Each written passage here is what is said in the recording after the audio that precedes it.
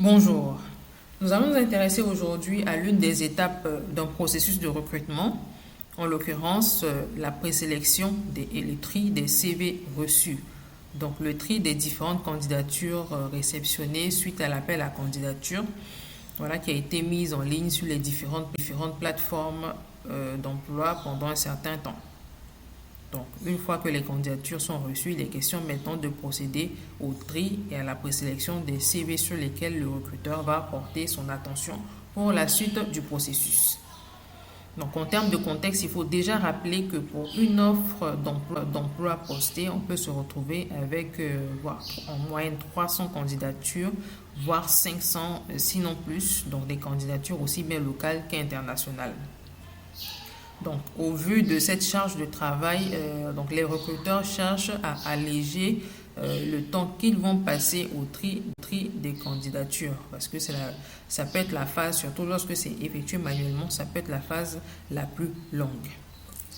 Donc, avant de s'y coller, qu'est-ce qu'il faut faire déjà?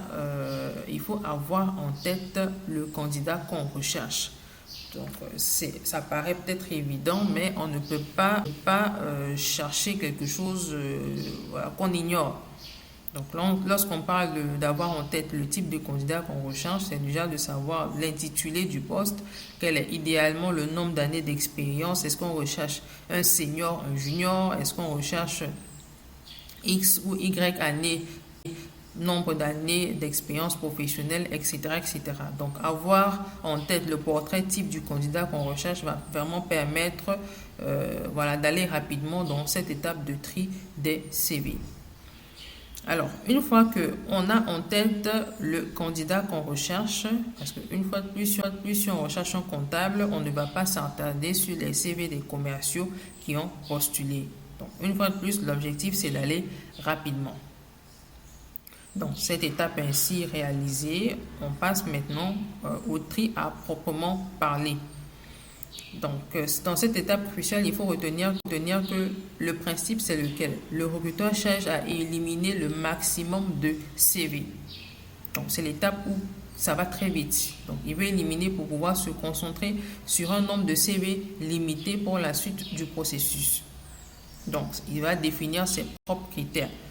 Donc, ce qui est très simple, certains candidats donnent le bâton pour se faire battre entre griffes lors de cette étape. Donc, les CV, par exemple, qui ne comportent pas d'objet, on supprime.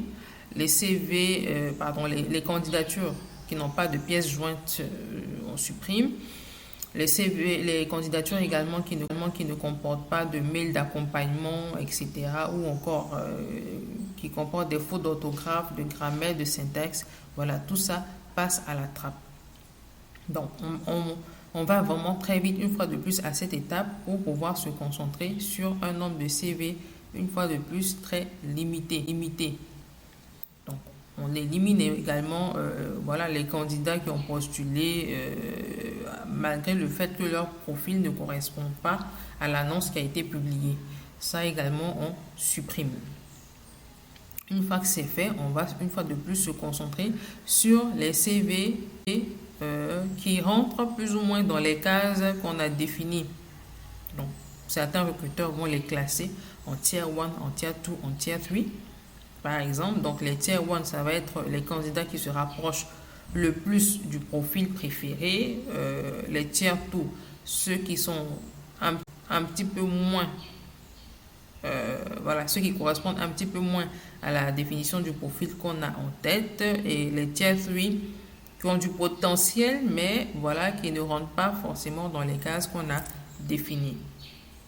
Et maintenant, en fonction du recruteur, voilà, en fonction de la méthode, on peut passer là maintenant à la préqualification téléphonique. Donc certains le font de façon plus téléphonique, d'autres le font par mail. Donc ça permet de vérifier l'intérêt du candidat pour le poste, sa disponibilité, ses prétentions salariales. Donc, ce qui fait qu'on va se retrouver à cette étape-là avec une poignée de candidats qu'on va convier en entretien, à qui on va faire passer des tests avant, voilà, de définir la shortlist qu'on va présenter soit au client, soit à la direction générale. Donc, ce qu'il faut retenir une fois de plus, c'est que l'étape du tri de la sélection des candidatures est vraiment très rapide. Donc, c'est pourquoi nous encourageons les candidats qui postulent à s'assurer que leur mail de candidature comporte voilà, un mail d'accompagnement, que leur CV soit bien joint, qu'il existe un objet voilà, à leur mail. Voilà pour pouvoir passer cette première étape et pouvoir poursuivre les étapes suivantes.